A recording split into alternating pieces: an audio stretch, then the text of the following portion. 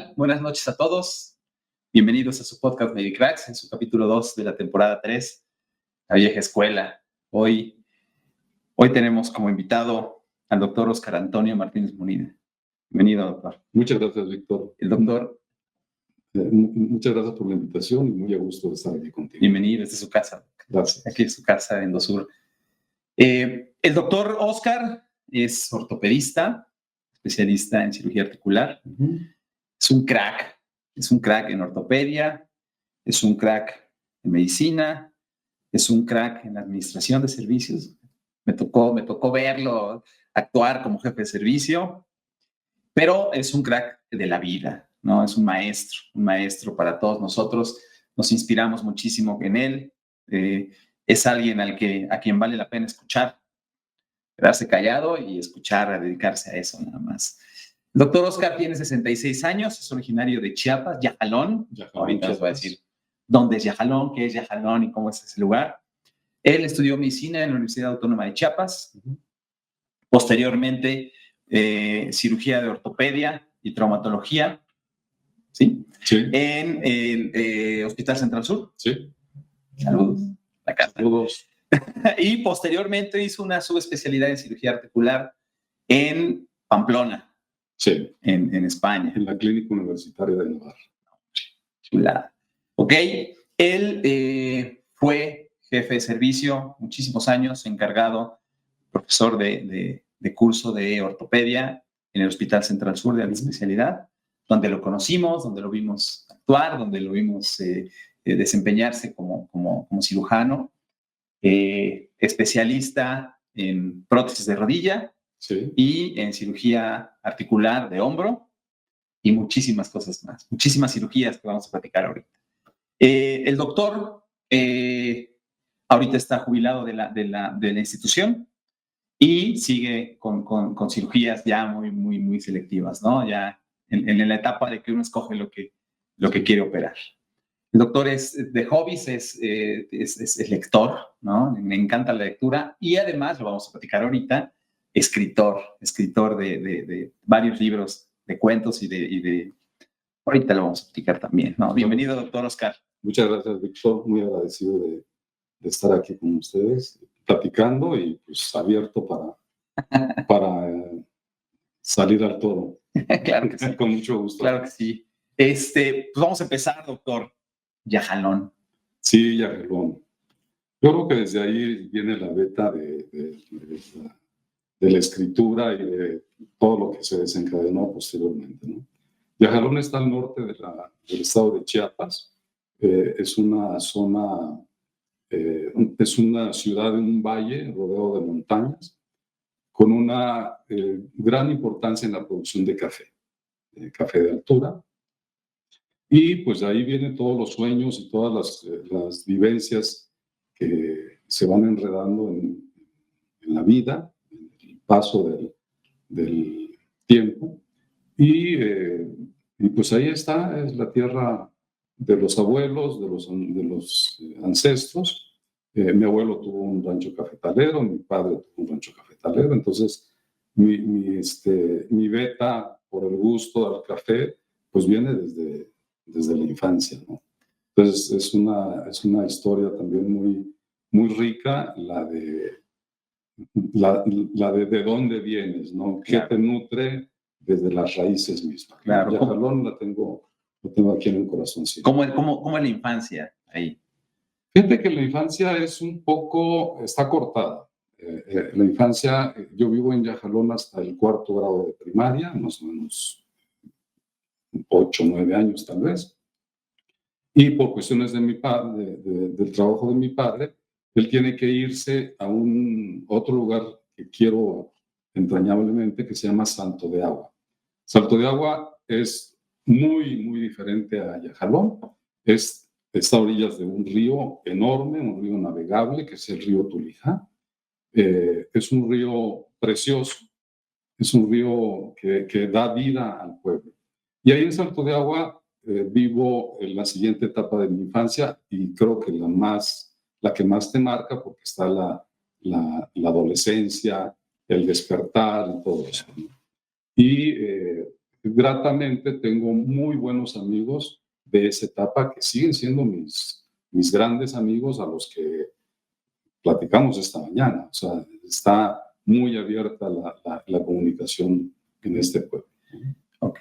Entonces, esos dos pueblos han marcado no solamente mi forma de ver la vida, sino también muchos de mis cuentos están fincados ahí, porque son los que me dieron la pauta para poder... Claro, ¿no? Pero además es cuando la imaginación está sí, por esa edad, ¿no? O sea, y donde se te graban algunas cosas que son muy importantes y que desafortunadamente se han perdido. Por ejemplo, el gusto de la lectura a mí me llega a través de las revistas de los chistes que se llamaban antes, o las caricaturas, o lo que sea. Ahí es donde yo empiezo a leer algunos cuentos, algunos revistas interesantes para mí, como Superman, claro, como Chanok, como El Llanero Solitario, Agua, todas estas revistas que finalmente las esperabas. El estreno llegaba cada lunes al pueblo, ¿no? Entonces ahí te ibas nutriendo de eso. Y empiezas a hacer eso y se te va haciendo como un hábito que al final ya lo integras a tu vida, ¿no? En el puesto de revistas, ¿no? En el puesto de revistas, por supuesto. El puesto de revistas, sí, que te valía 20 centavos el alquiler.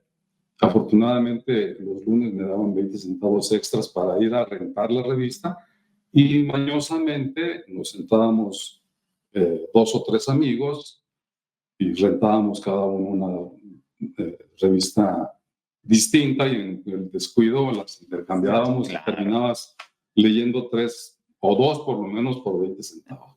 Una época maravillosa. Muy bien.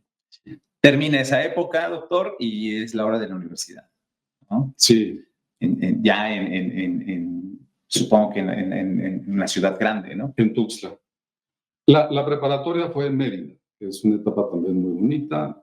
Es una etapa en donde ahí sí me desligué totalmente de los compañeros, porque pues, yo era el extranjero, era un chiapaneco en Yucatán, ¿no? Y en los años 70 pues era rarísimo.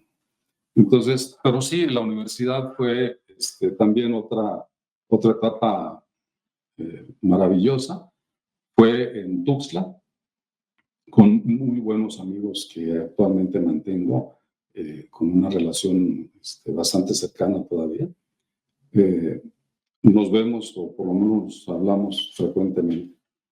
Y fueron años muy gratos también ahí en la universidad.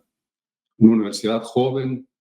Yo soy la 4ª generación de la escuela de medicina, entonces estaba naciendo, digamos, la universidad en esa época. Okay. Pero sí, gratísimo. Muy bien, excelente etapa. La universidad es muy importante, es donde decides, ¿no? ¿Qué quieres? Sí, sin duda decides ahí un poco el camino que vas a seguir. En esa época nos tocó a un grupo de amigos la propuesta de ir a hacer el internado, y nos lanzamos a la aventura, un grupito como de 15, nos fuimos unos a Torreón y nosotros, el grupo mío, nos fuimos a Chihuahua. Okay. Entonces, de Chiapas a Chihuahua, tuvimos la oportunidad de escoger. Okay. Entonces, empezó el camino hacia pues, otros horizontes. Realmente cambias toda la visión primero tu pueblo, luego tu ciudad, y ahora te vas a una ciudad que es absolutamente distinta a la cultura que tú tienes, ¿no? Okay. Entonces, pero fue maravilloso. Tengo muy buenos amigos de esa etapa, de los que nos fuimos, que seguimos manteniendo también una buena comunidad. Es lo importante, ¿no? A donde vayas, en donde te desarrolles, aunque sea 1 año, 2 años, hacer buenos amigos, ¿no? Sí, por supuesto, eso es fundamental. Ok. Termina el internado, supongo que vino un internado rotatorio. Sí, el internado rotatorio también vas tomando decisiones. Yo creo que ahí es lo importante de esto, es que se te presentan oportunidades y tú dices, esto lo tomo, esto no lo tomo. Cuando yo tuve la oportunidad, porque pasé el examen nacional de residencias, yo fui de la última generación de residencia rotatoria y tuve la oportunidad de ir a hacerla en algún lugar fuera de la Ciudad de México. Pero yo tenía como claro que quería hacer la especialidad aquí en la Ciudad de México. Entonces, irme era un poquito, pues, alejarte de estas oportunidades, ¿no? De estos contactos. Entonces, decidí hacer la residencia rotatoria en el primer hospital de América, que es el Hospital de Jesús. Okay. Aquí en el centro de la ciudad, que vale la pena que se visite, es un monumento histórico maravilloso. Y ahí, estando en la residencia rotatoria, conocí primero al doctor López Antuñano, un cirujano ortopedista que era muy bueno, muy exquisito para operar y todo esto, pero además era maestro, de que a la postre sería mi maestro, era maestro del doctor José Antonio Vázquez García. Okay.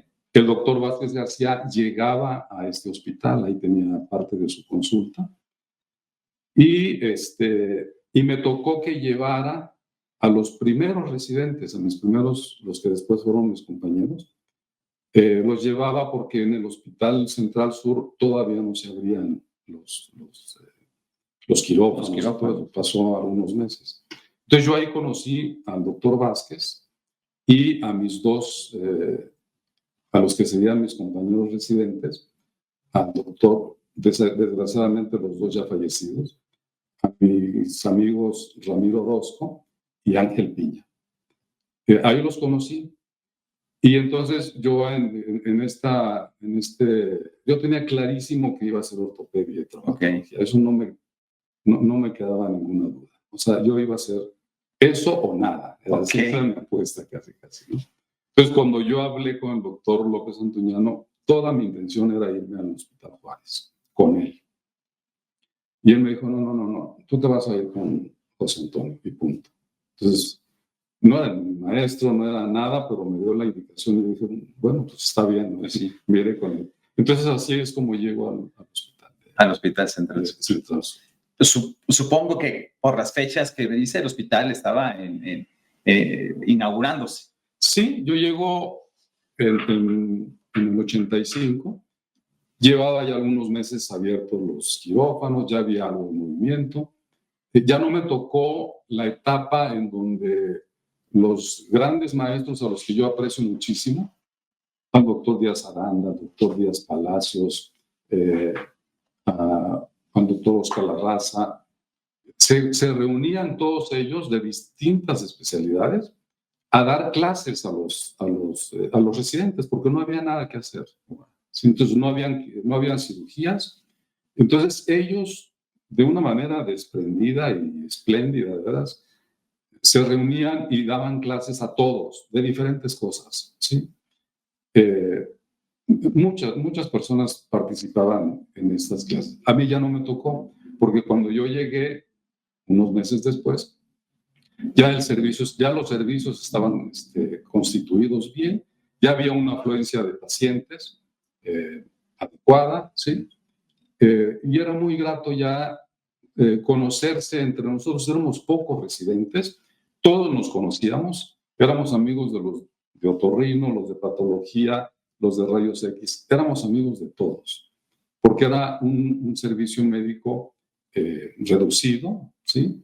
Pero muy vivo a la vez, ¿sí? Entonces participabas mucho de estas cuestiones. Y el primer año yo entré en marzo, como todas las residencias, y bueno, el primer impacto que me sigue estando presente fue el 19 de septiembre, Okay. Que fue una cosa verdaderamente terrible, o sea, terrible en el sentido de que nos rebasó. No había ATLS, no había triage, no había nada, ¿sí? Eran servicios médicos con mucha voluntad, ¿sí? Con un enorme cariño, con un desprendimiento asombroso y muy de reconocerse, pero realmente era todos hacían lo Oye, que podían, ¿no? ¿sí? Entonces recuerdo perfectamente, no sé si quieres que lo... Claro, ¿sí? por favor. Cuando estábamos ahí, me acuerdo perfecto que, porque tengo grabados, no lo mío, sino lo que pasó en general, tengo grabado que hasta teníamos programado una cirugía de juanetes, ¿sí? Y nos dieron la orden de que se suspendía porque habíamos resentido el temblor a las 7:20 de la mañana, pero ahí no pasó nada, ¿sí? Nuestro hospital está muy bien construido, protegido, todo, ¿no? Pero se esperaba y no había comunicaciones. Aquí es maravilloso con toda esta comunicación, con los celulares, con el internet. En aquella época no había nada de eso. Habían 2 canales de televisión, ¿sí? Televisa, TV Azteca. Había telefonía que pues vino abajo inmediatamente.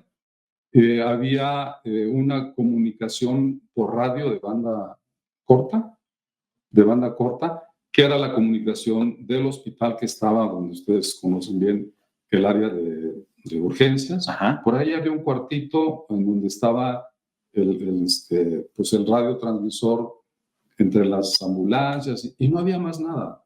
Sí, no había nada. Entonces nosotros estuvimos ahí, nos armaron. Recuerdo perfectamente que me tocó compartir un cubículo con el doctor José Luis Haddad, cirujano plástico. Él y yo éramos R1. Y de repente no pasaba nada. A las 10 de la mañana estábamos pidiendo si se abría otra vez la cirugía o no.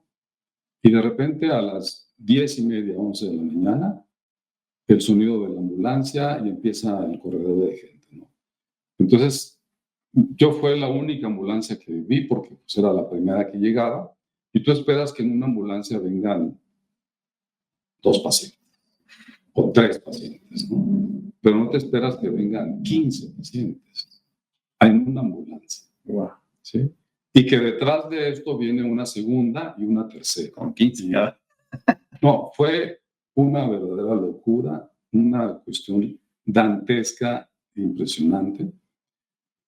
Y pues ahí eso se quedó acá en el corazón. O sea, la verdad es que fue una experiencia terrible porque nos rebasó totalmente.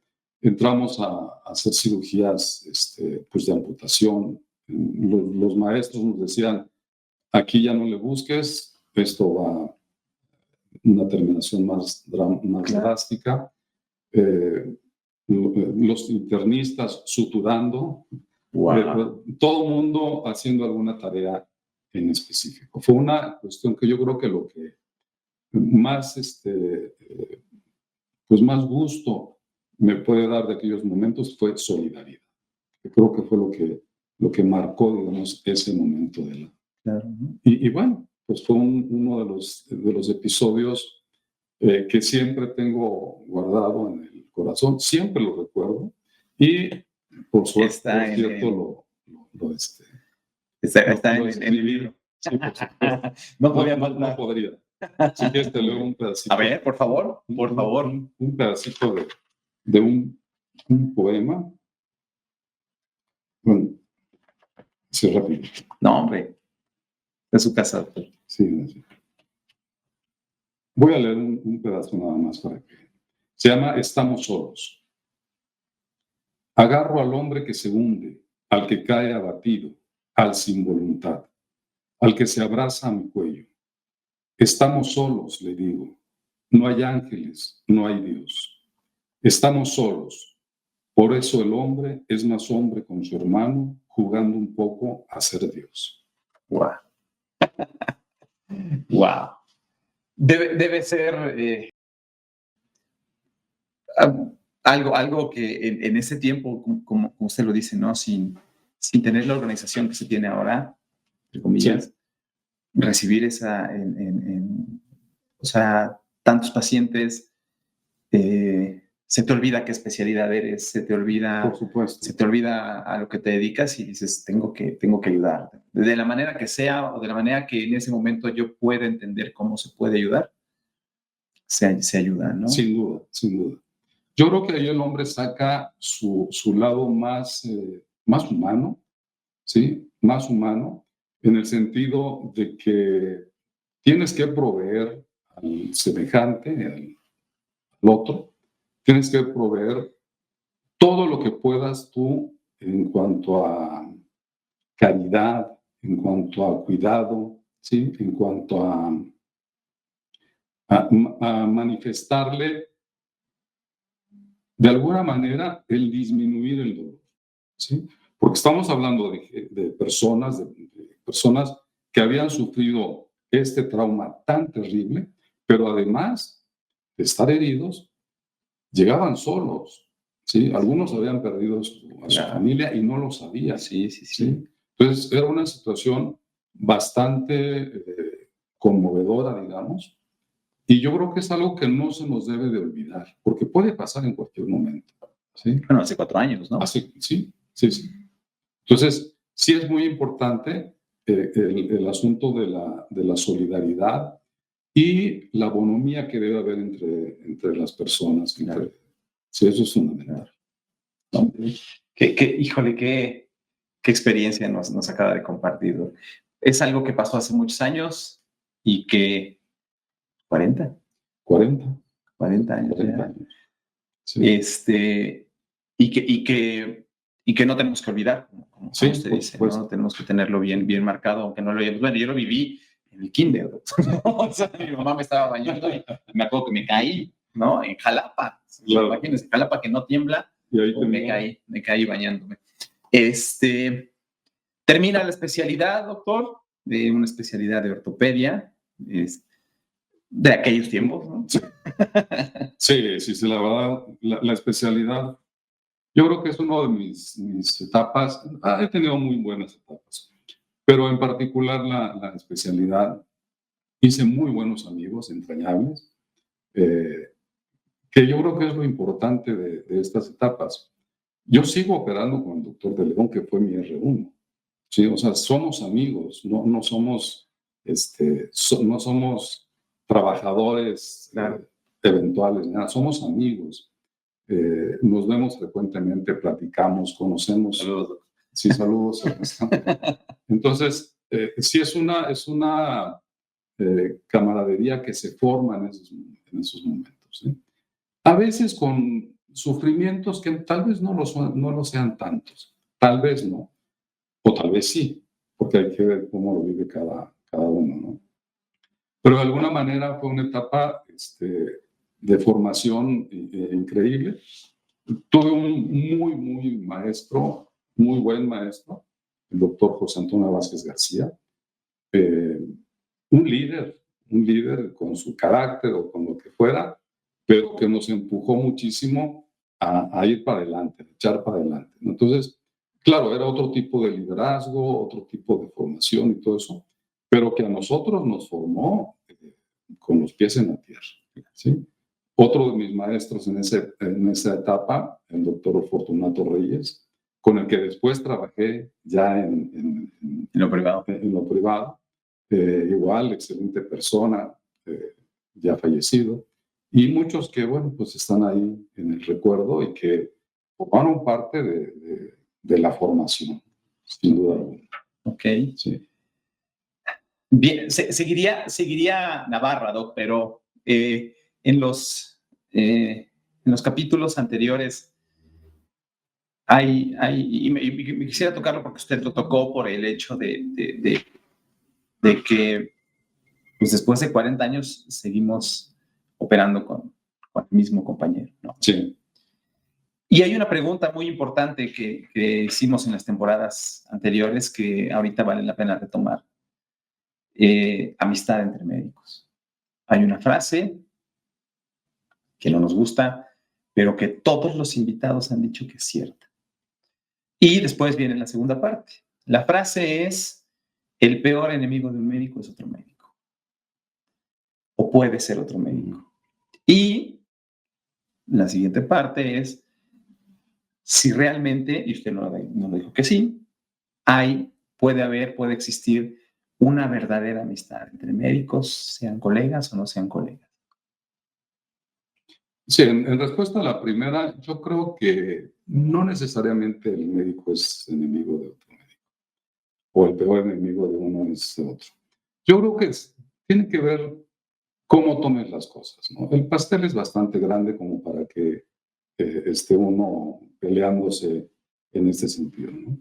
Yo creo que la etapa, por ejemplo, de la residencia es una etapa en donde sí quieres tú sobresalir, tú quieres llevarte el mejor caso, tú quieres hacer la mejor cirugía, y en ese momento tal vez haya un poco de fricción en ese sentido, una competencia para demostrar o para ver quién se queda con el puesto de jefe de residentes y tal, ¿no? Pero fuera de ahí yo creo que hay una unión que va más allá, porque Orson Welles, 1984, El Gran Hermano. Nosotros convivimos como El Gran Hermano, como esta que después fue Big Brother y todo esto. Pero a nosotros nos tocó vivir esa época en las residencias. Sí. Estabas ahí, convivías con 3 o con 4, a veces una mujer que no sabías dónde se iba a acomodar. Entonces, esa convivencia de horas y horas y horas, sí te saca el demonio en algunos momentos, pero por otro lado te va afirmando tus bondades también, ¿sí? Probablemente ya en la salida lo que uno debe hacer es fijarte una meta y trabajar en ella. Y si al otro le va mejor o peor que a ti, pues es, digamos, parte de este camino que sucede igual que en cualquier otra profesión, ¿no? Lo que sí es importante es que muchas veces se enlazan los caminos. Entonces, de pronto, el residente con el que menos te llevaba, de pronto, años después te invita porque tú ya hiciste algo más diferente y se liman las perezas y tal. Entonces, yo creo no creo que eso funcione mucho. En cuanto a la amistad, yo creo que sí es muy factible, en mi caso lo es. Son buenos amigos, son amistades que perduran, que se mantienen, digamos, a lo largo del tiempo y que cuando les puedes echar la mano, les echas la mano, o cuando te pueden echar la mano, te la echan. Entonces yo creo que una amistad que se finque bajo esas condiciones del Big Brother, yo creo que sí, yo creo que al final sí esa prueba de balas. Esa prueba de balas. Sí, así es. No, y es muy cierto. O sea, todos, ojalá que todos tuviéramos la oportunidad, yo la tengo, Arturo, 15 años de conocernos. Como el primer día, seguimos operando juntos igual, ¿no? Y estamos aquí, ¿no? En este lugar, en esta casa.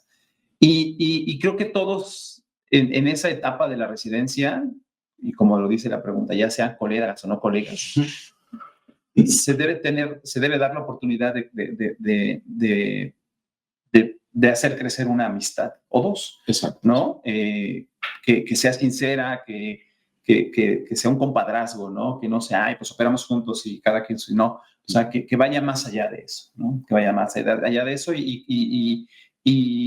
y esa pregunta sí es muy importante en esta entrevista, ¿no? La pregunta de la amistad, la pregunta de cómo de dejar de tomar las cosas personal, porque arrieros somos. Ah, sí, pues. ¿No? Arrieros somos y mal que bien, todo se regresa, ¿no? Exacto. Todo lo que das regresa, sea bueno o sea malo. Sí, muy bien, Doc. Navarra, una experiencia igual muy, muy buena, muy grata. Una experiencia que igual otra vez la toma de decisiones que te van cambiando, pero que tú las vas haciendo que cambien. Yo me voy a Navarra porque quería en aquellos momentos hacer cirugía de cadera. Y entonces contacté al maestro Jesús Imiscos, muy buen cirujano de cadera. Lo contacté, me aceptó todo el asunto y llego a Navarra, ¿sí? A Pamplona, una ciudad preciosa, unos toros muy bravos, unos vinos muy buenos. Muy bravos también. ¿No? Muy bravos también. Y estando ahí, yo entraba, recuerdo perfecto, entrábamos 2 veces a la semana con él a cirugías. Y eran cirugías exclusivamente de cadera, que era otra forma de trabajar. Porque había un cirujano, también llamado Jesús, que era el que abordaba la cadera. Ok. ¿Sí? Entonces, don Jesús Simiscos entraba ya con todo así, los separadores puestos, y entonces ponía las caderas pues en 20 minutos, porque ya estaba todo expuesto. Entonces ya las ponía y todo, y se hacían más o menos 3 o 4 cirugías en la mañana, porque otro ideal estaba abordando en otro paciente. Sí, claro. Y entonces, en este sentido, él era un hombre muy enérgico, muy enérgico, zapateaba cuando se enojaba, tenía usaba suecos y zapateaba y hacía unos berrinches terribles, pero era un hombre bueno, ¿sí? Y un hombre que yo sentía el aprecio de él desde la primera ocasión. Y entonces yo tenía la oportunidad de estar libre los otros días de la semana. Y entonces empecé a entrar primero artroscopía de rodilla. Ahí la descubrí, ¿sí? Entonces entré a las artroscopías de rodilla, que era rechazada por el resto de residentes. O sea, no les interesaba porque ellos querían ver prótesis, columna, cosas grandes. Y entonces, recuerdo perfecto, eran 2 hermanos. Joaquín, que era ortopedista y que estaba entrenado en una clínica de Barcelona, que llevaba apenas un par de años haciendo esto, y su hermano, que nunca pudo pasar el examen de residencia de allá, y entonces se quedó como ayudante. Okay. Y un ayudante que no quería ser ortopedista. O sea, sí, claro. no tenía la vocación. Claro, ¿sí? claro. Entraba porque le pagaban y era su trabajo. Y entonces yo empecé a entrar con Joaquín. ¿sí? Y entonces yo tenía las 4 de cadera y los otros días tenía 10 artroscopías. ¿sí? Y entonces me fui metiendo muchísimo en la artroscopía, claro, y sin dejar lo otro. Pero yo dije, bueno, yo creo que está más bonito esto, me mancho menos de sangre. pero además, no, yo creo que en esos momentos tú dices, todo mundo hace cadera. Sí, claro. Y nadie hace este abordaje mínimamente invasivo, ¿no? Y entonces ya empecé a entrar a eso. Y esta recomendación me llevó también a hacer prótesis de cadera ahí. Okay. Entonces terminé haciendo pues las 3 cosas, pero definitivamente con muchísimo mayor enfoque, la artroscopía. La artroscopía y la cirugía de rodilla. Y fue un año maravilloso. Yo lo tenía clarísimo. Yo quiero mucho a México. O sea, yo no me iba a quedar en España por más ofertas que hubieran, porque no era mi intención. Además, no hay café. Además, no hay café. Además. Y entonces hubo la oportunidad, el ofrecimiento de un segundo año, pero ya no me interesaba, porque yo iba por eso, nada más. Claro.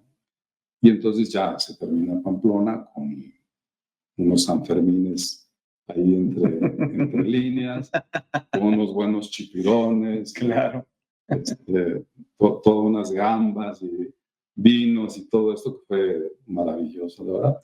Y tenía yo me fui becado por un instituto que se llamaba Instituto, creo que sigue todavía, Instituto de Cooperación Iberoamericana. ¿Sí? Y entonces iba cada fin de mes a Madrid. Entonces era una maravilla, porque cada mes me iba a cobrar mi dinero y aprovechaba. Entonces yo puedo presumir que Madrid es una de las ciudades que más o que mejor conozco, porque pues, la caminé muchísimo, ¿no? O sea, cada mes estaba yo ahí visitando y todo esto. Y yo creo que de otra cosa, de estas anécdotas que se te quedan grabadas, nos llega una invitación de los que estábamos becados, una lista inmensa de todos los países de Iberoamérica, pero nos llega una invitación para escuchar una conferencia de Stephen Hawking. Y entonces me dieron permiso y fui. Claro, yo estaba ahí hasta allá arriba, ¿no? Y ves la sillita de Stephen y escuchas la voz.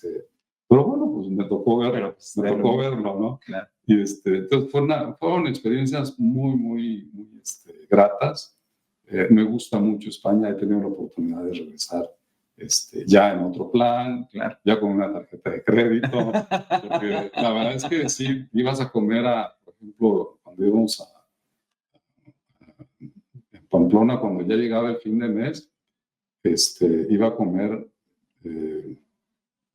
riñones al Jerez, que son muy baratos, o en aquella época eran muy baratos, ¿no? Claro. Y porque no había para No más, había de otra. no había de otra. Entonces, regresar ya con una tarjeta de crédito, que los riñones ya no con el Jerez, sino con otra cosa, pues es diferente, ¿no?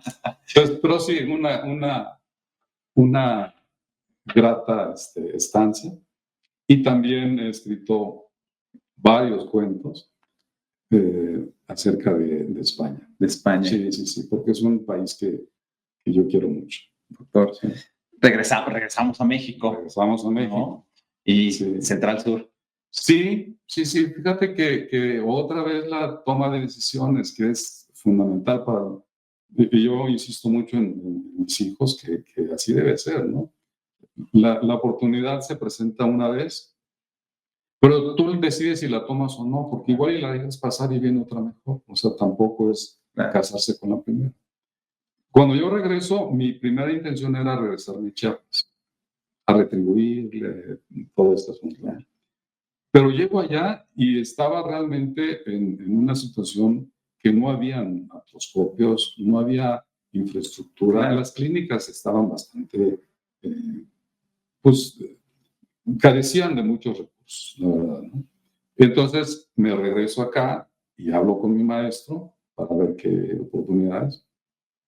Y justo en ese momento, mi muy querido amigo Ángel Piña se estaba yendo a Tampico, porque no había encontrado aquí la oportunidad que buscaba. Entonces, yo llegué al hospital de Pemex y llegué a ver qué había. Y ese día, el que iba a cubrir a Ángel Piña no llegó. ¿Sí? No llegó. Y entonces me dijeron, oye, está la consulta al tope, te quedas y tal, pero no traigo bata. Y el que estaba ahí de jefe de la consulta se quitó la bata y me la dio, y hasta 34 años después ya me jubilé. Entonces así entré, porque estaba en intención, igual se iba a dar el asunto, ¿no?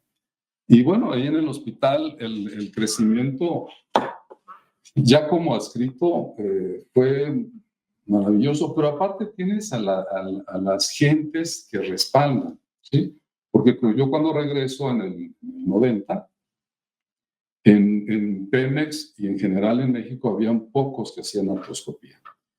Y a nivel privado éramos 4 o 5 los que andábamos con nuestro carrito, con la lente, la cámara, un pequeño monitor y el rasurador y cosas así, que entrabas pues 1 hora antes de tu cirugía y salías 1 hora después para que te entregaran todo el equipo. Y era Eduardo Carriedo, era Raúl Picasso y Lozano Pardiñas y yo.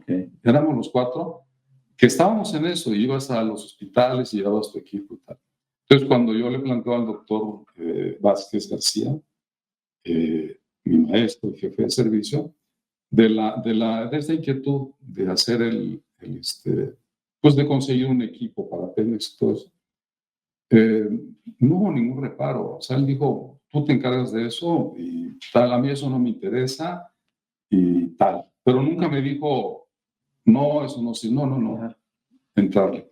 Y bueno, a la larga hicimos el servicio de artroscopía que estaba en corta estancia, y donde manejábamos pues cientos o miles de pacientes. ¿Sí? Hicimos con nuestro querido amigo Jorge Espinosa como anestesiólogo, hicimos pues, una cantidad brutal de cirugías artroscópicas al principio de rodilla, porque yo creo que es lo importante, que vayas fincando una experiencia y después das el siguiente paso. El siguiente paso, sí. Entonces, en esa época era muy grato porque éramos los 4 o 5, tal vez habían otros más. Y en provincia no lo sé, porque no tenía mucha relación.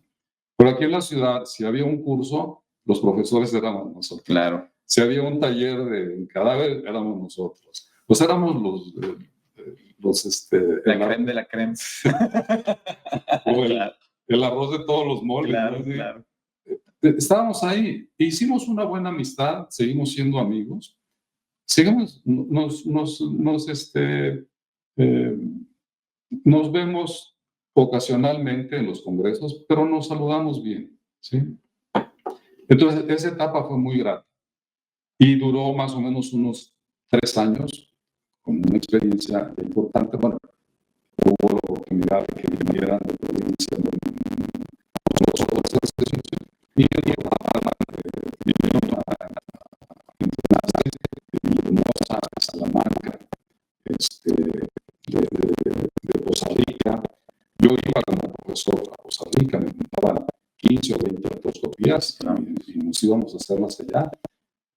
Y así fuimos creando, digamos, este pool de cirujanos que íbamos creciendo un poco. Y desde luego los residentes que estaban ahí pegados. Y rotaban conmigo los residentes del GEA González, ya permanentemente a cirugía artroscópica. Y en una etapa hubo residencia avalada por La Salle en el Hospital Ángeles, en cirugía articular. Y los residentes de ahí rotaban conmigo 2 meses. Entonces, se fue creando un ambiente muy, muy padre. Fueron, te digo, unos 3 o 4 años. Yo había estado haciendo ya cirugía abierta de hombro, ¿sí? Con el doctor Vázquez, con nuestros maestros, que era lo que se hacía habitualmente. Y entonces empezó el grupito, porque finalmente tú eres el que está al frente, pero hay alguien que te respalda y te diga, sí le entramos y sí vamos a hacerlo, ¿no? Y entonces ya entramos a lo que es cirugía de hombro, pero fue como 3 o 4 años después de ya que tenías la mano, el feeling, ¿no? El feeling, ¿sí?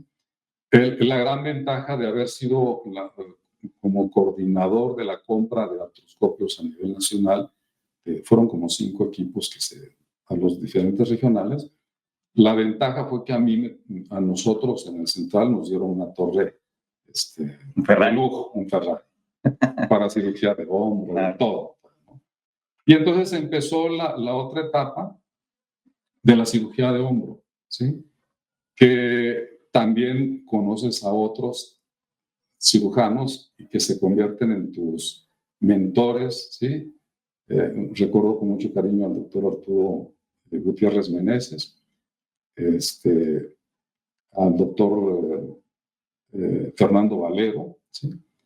Que ya nos metimos más en los cursos, ahí sí, con un liderazgo del doctor Gutiérrez Meneses muy, muy marcado, ¿sí? Entonces ya se constituyó la Sociedad de Cirujanos de Hombro y Codo, ya un poco con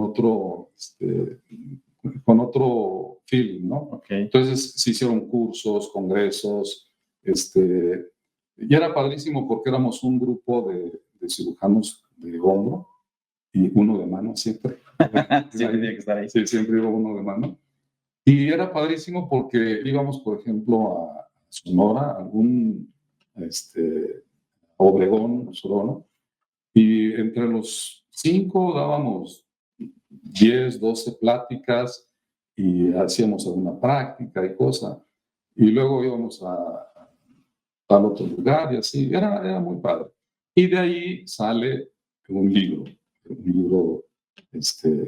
editado por Alfil, en donde yo soy coautor junto con Fernando Valero y la dirección y coautoría del doctor Gutiérrez Meneses. Okay. Un libro que fue presentado así como un platillo, que una empresa compró los derechos y los distribuyó a Latinoamérica y todo esto. Wow. Y pero muy, muy grato esa experiencia. Una presentación en el piso 50 y algo de la torre, con toda la bombo y platillo. Muy bien. Sí, una experiencia gratis. Muy bien, doctor. Hablando de libros. Hablando de libros. La otra parte, ¿no? Sí. La otra parte de que no tiene nada que ver con la medicina. Bueno, Exacto. Sí, tiene mucho que ver con la medicina porque se escribe pero uno de sus, la otra parte de Óscar Martínez es la escritura. Sí. Cuéntanos, porque muchos, lo que nos decía hace rato, Doc, todos los médicos debemos escribir, ¿no? Sí, por supuesto. No, y no lo hacemos. Y creo que muchos lo hacemos, pero no lo queremos divulgar, ¿sí? No recuerdo si fue Cortázar o alguien por ahí que decía que para escribir solo hay 2 requisitos. El primero es tener algo que escribir y el segundo es escribirlo, nada más. Sí, yo creo que la cuestión de la escritura va muy en paralelo con la lectura. Yo me puedo jactar que soy un buen lector, ¿sí? Que siempre tengo un texto que leer todos los días, ¿sí? Un cuento, un poema, algo, ¿sí? Me gusta mucho la narrativa y me gusta mucho el saber contar las cosas, ¿sí? Entonces yo me voy un poco más a la literatura, un poco más clásica, digamos, clásica contemporánea, pero con la particularidad de que el escritor me sepa narrar las cosas. No es el qué te va a contar, sino el cómo te lo está contando. ¿Sí? José Saramago para mí es un gran escritor porque sabe contar las cosas, ¿sí? Y te cuenta cosas sencillas, ¿sí? Te cuenta cosas como, por ejemplo, el viaje de un elefante, o sea, qué chiste puede tener pero te lo cuenta de una manera maravillosa, ¿sí? Entonces está, por ejemplo, por supuesto, García Márquez, uno de mis referentes, no solamente como lector, sino ya como escritor, Juan Rulfo, que yo lo he releído muchísimo. Si hay un cuento de Juan Rulfo que no sé por qué, pero lo he leído yo creo unas 40 veces, ¿no? Y me sigue, me sigue moviendo algo de decir, ¿cómo lo hizo? O sea, ¿por qué lo cambió acá? ¿Por qué hizo no? Entonces yo creo que a partir de la lectura empiezas a querer expresarte también. Claro. ¿Sí? Entonces, claro. Esto de la escritura es algo que empecé a hacerlo desde muy joven, ¿sí? Empecé por escribir algún poema, una canción incluso, pero que se va madurando conforme va pasando el tiempo. Entonces, yo creo que es lo importante. A la medida que vas leyendo, vas escogiendo mejor tu lectura y vas también buscando cómo lo hacen ellos. Y tú un poco ver de qué manera tú puedes imitarlos, copiar un poco, empaparte un poquito de esto. Borges decía que solamente hay una literatura, que es la universal, y solo hay un escritor, que es el hombre. Entonces, ahí los mismos temas los vas tratando de otra manera. En todas las historias vas a encontrar el amor, la traición, el honor, la envidia.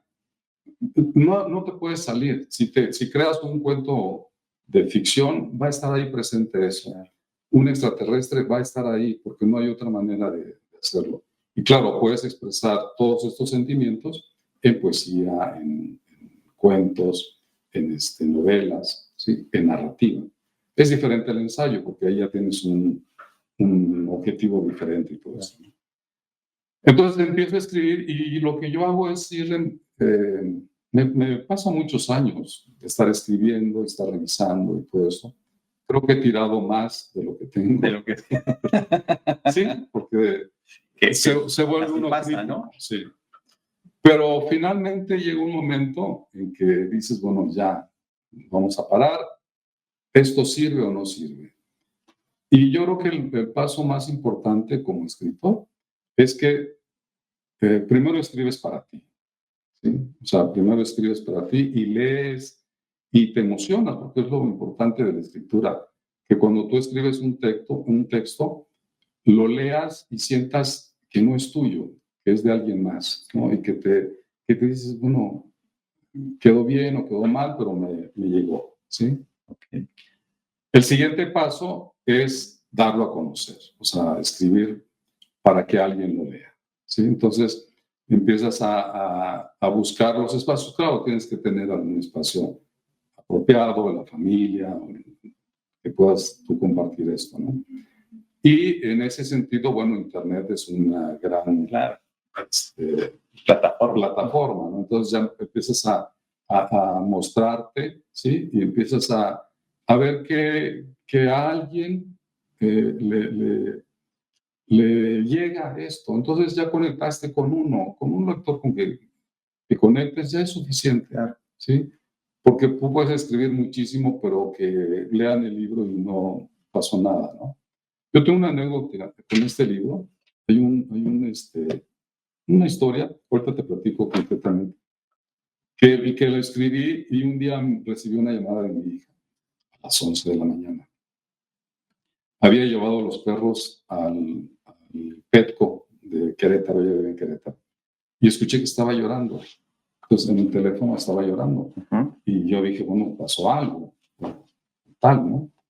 Y entonces le digo, oye, ¿estás bien? Bueno, de hecho la gente salió a ver si estaba bien ella.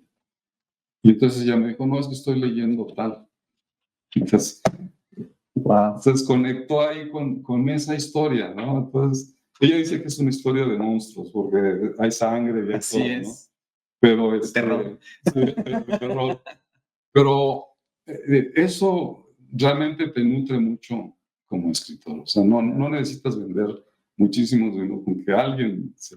Y tengo muy buenos amigos que son lectores y que luego me hablan y me dicen, oye, ¿cómo se te ocurrió esto? Oye, tal. Entonces, eso es lo que se ha hecho, ¿no? 5 libros. 5 libros.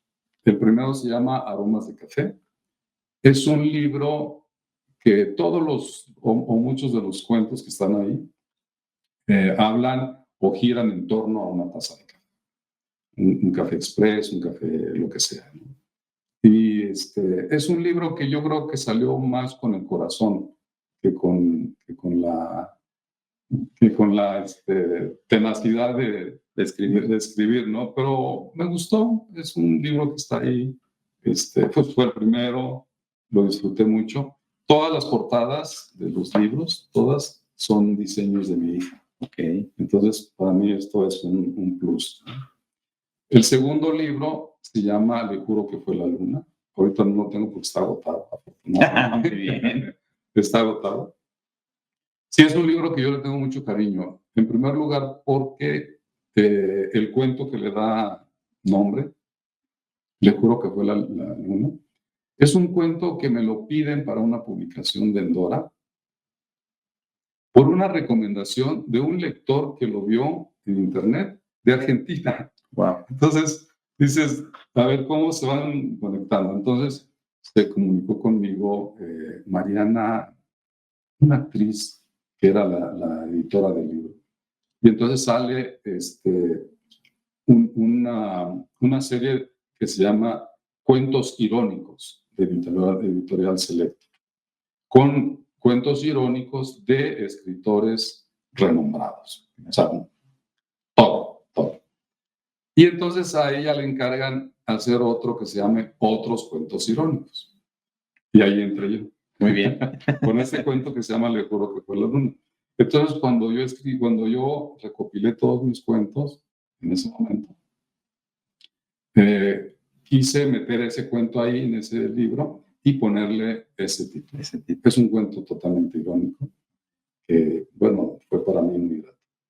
El tercero es que se llama Hombre y Médico, Homini et Medicus. Esta es una recopilación de las experiencias médicas totalmente, pero las despersonalicé. Okay. O sea, no pongo acá hospital, no pongo fulano, no pongo nada. Las despersonalicé y fue un trabajo que me costó hacerlo, fíjate, porque como que tenía yo el recuerdo de lo que me había pasado en tal lugar y quitarle el nombre o quitarle esto, como que no me hacía sentido. Y no lo hice en orden, o sea, no fue de cronológico de la escuela de medicina, ¿no? porque eran como me iba acordando. Y el primero que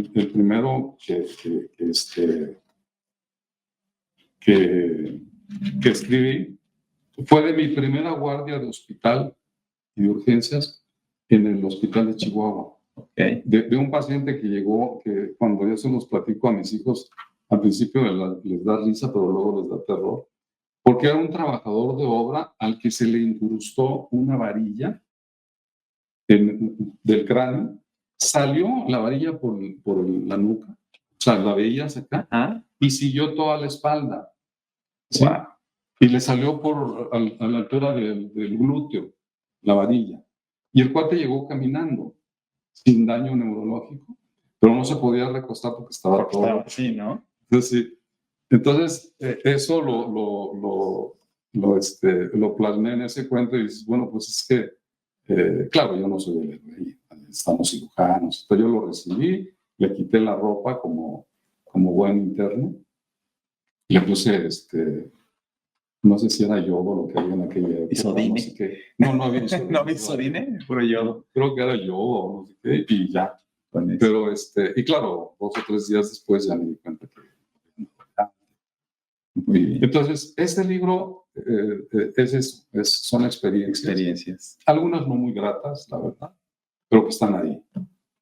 Que deben estar. Sí. Muy bien. El cuarto libro es un libro que se llama Kuren Monogatari, es Relatos de Grullas.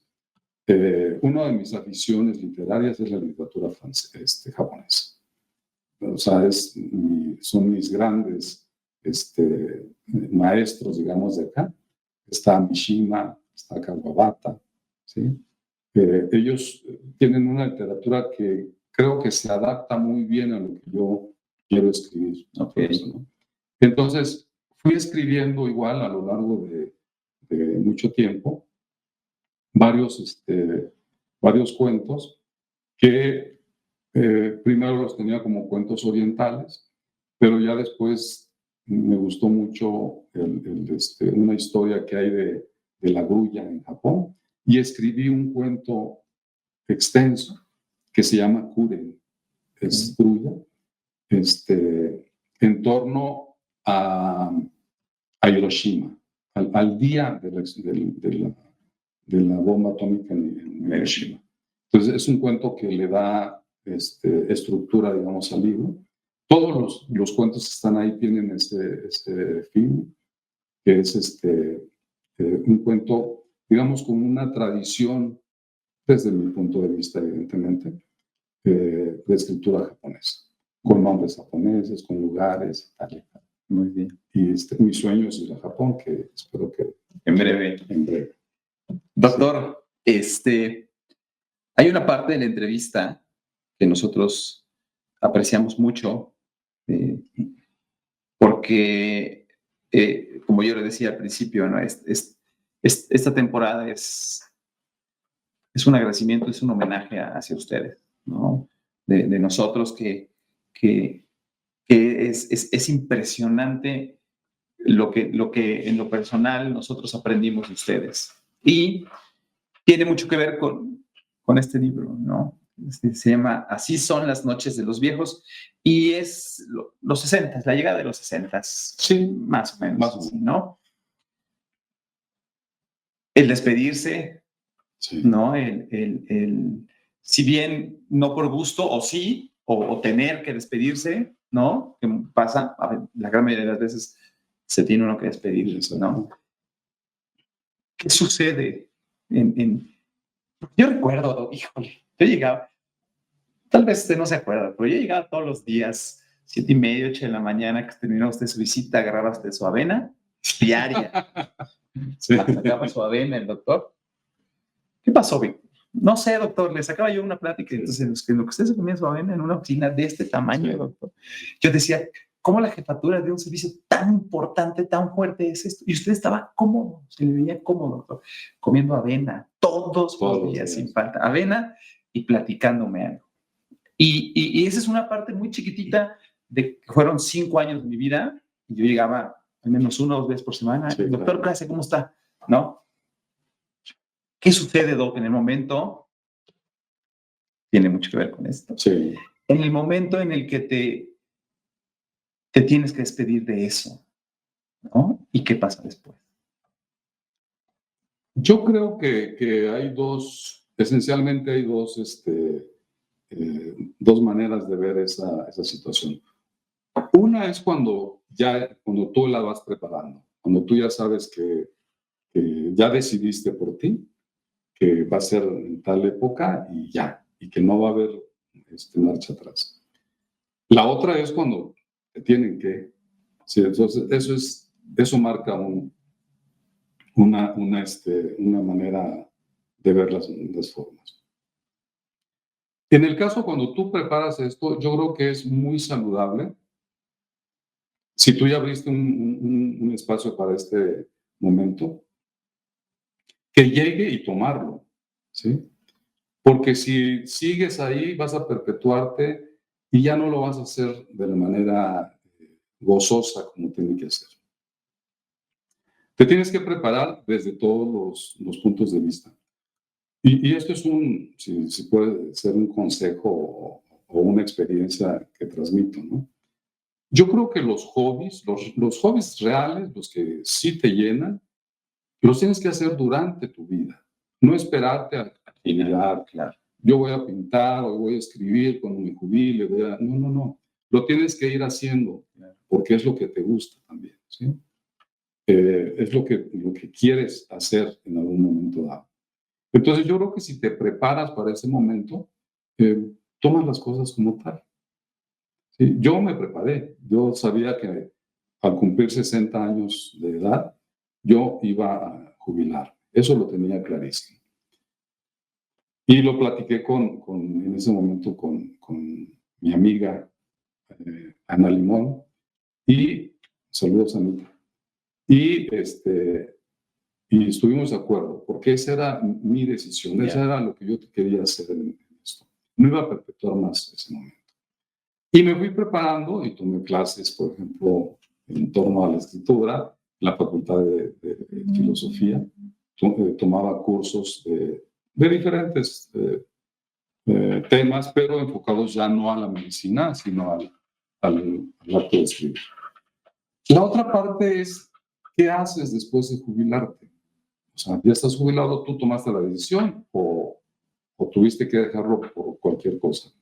¿Qué haces después? Yo creo que eso es importante. Si sigues activo, como lo estoy yo, realmente es un paso que se dio de una manera tersa, ¿sí? Porque yo me jubilé y igual y a la semana o a las 2 semanas yo ya tenía cirugía programada, ya tenía mi consulta que la he trabajado desde hace, pues, del mismo tiempo, ¿no? Hace 30 y tantos años. Tenía mis pacientes, entonces fue una transición tersa en ese sentido. En ningún momento bajé la guardia en ese sentido. Lo que sí hice fue reacomodar, ¿sí? Entonces, sí tienes que darte un tiempo para ti y en el caso mío para mi esposa, ¿no? Entonces, bueno, vamos a trabajar bien, pero nos vamos a ir un mes de vacaciones. Ya no los 10 días que estás obligado o los 15 días. No, un mes y lo disfrutas y luego te vas otros días. Entonces vas moviéndote en ese sentido de una manera más suavecita, ¿sí? Pero yo creo que sí es bien importante tener una tarea que te llene, porque el día debe hacerse interminable si no haces nada. Claro. ¿Sí? O si no tienes, o sea, si dijiste ya, mi vida giraba alrededor de esas 8 horas y después que sigue, después, ¿no? que sigue. Exacto. Okay. Pero si estás habituado a leer, por ejemplo, tú te puedes pasar horas leyendo horas. Y estás a gusto. Claro. Te puedes, en mi caso, escribir o revisar textos y todo esto. Y además esto me reditúa económicamente. Además. O sea, además. Entonces, estás haciendo algo que te gusta. Y te vas involucrando en otras actividades porque esto te lleva a otras cosas.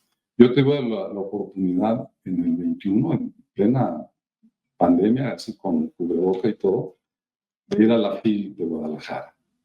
O sea, llevar este libro, lo presentamos ahí en la FIL. Médico. Sí, lo presentamos en la FIL. Fue una experiencia Nos decían no de la magnitud de la FIL, porque fue al 50%. Claro. Pero si esto era el 50%, no puedo imaginarme cómo es El el 100%, ¿no? Claro. ¿sí? Entonces, conoces, en mi caso yo conozco escritores que están en este ámbito y con los que pues, puedes convivir y todo, ¿no? Participé también en el FICO de Coyoacán y todo eso. Entonces, volviendo a esto, si tienes algo que hacer, lo que sea, ¿sí? A lo que te dediques, pero que te llene esas 8 horas que ya no están ahí. Pues yo creo que es lo importante. Y algo que es importante es asumirse como, lo platicábamos hace rato, como viejo, ¿sí? En el sentido no despectivo, ¿sí? En el sentido de experiencia, de ecuanimidad, tomas decisiones más pausadas. ¿Sí? No hay prisa. No hay prisa. No hay prisa. Te la puedes llevar tranquilo. Tranquilo. ¿No? Ya nada te espanta, ya nada te apresura, ¿no? No. Tienes que venir tomar las cosas de una manera que tú las disfrutes, finalmente, ¿no? Si tú disfrutas algo, vas a hacer que los demás disfruten también contigo. Sí. Eso es fundamental. Sí, es doctor. Sí. Doctor, por último, una pregunta importantísima que queremos hacerle a nuestros invitados de esta temporada. Algo diferente que hacia atrás usted diga, hubiera hecho esto diferente y hubiera pasado tal cosa. Sí, yo creo que de alguna manera sí tomas algunas decisiones que yo siempre en algunas cosas que escribo hablo de la conciencia, ¿no? De conciencia individual. Yo creo que de alguna manera el hecho de estar en un servicio, de tomar decisiones, a veces tomas decisiones en donde pasas a perjudicar a otro, ¿no? Entonces, igual en esas decisiones que me tocó tomar, hubiera sido más analítico, tal vez, hubiera sido menos impulsivo. Hay que considerar que tenía 20 años menos, entonces eran otras condiciones. Pero igual y algunas decisiones que tomé no las hice con la firmeza que tenían que haberse tomado, sobre todo para evitar colaterales y todas esas cosas, ¿no? Entonces, yo creo que sí, siempre hay cosas en las que uno pudo haberlas hecho mejor. Muy bien. Sí. Doctor, muchísimas gracias por haber estado con nosotros. El tiempo se pasa volando. En serio, esta plática, yo creo que va a haber segunda parte de Vieja Escuela también. El tiempo se pasa volando. Este es un programa de cracks y por eso está usted aquí, doctor. Muchas gracias, doctor. Un crack, en realidad un crack. Se pudo ver a lo largo de la entrevista. Muchas gracias por los libros. Vamos a leer, vamos a implementar. Tenga la seguridad, doctor, de que quienes lo conocemos, de quienes lo vemos, lo vimos trabajar, tuvimos la oportunidad y tenemos la oportunidad de compartir cosas con usted en lo personal. Usted se acuerda, tuve una catarsis de escritura que me sirvió muchísimo, doctor, muchísimo, y que usted me apoyó y ahí está, ahí está, ahí la tengo. Todo eso se aprecia y lo únicamente bien puede venir de un crack. Muchas gracias. Muchas gracias por estar con nosotros. Gracias. Muchas gracias por haber venido. Muchas gracias. Lo esperamos para la segunda parte. Muchas gracias, crack. Muchas gracias. Lo esperamos en la segunda parte y nos vemos la próxima.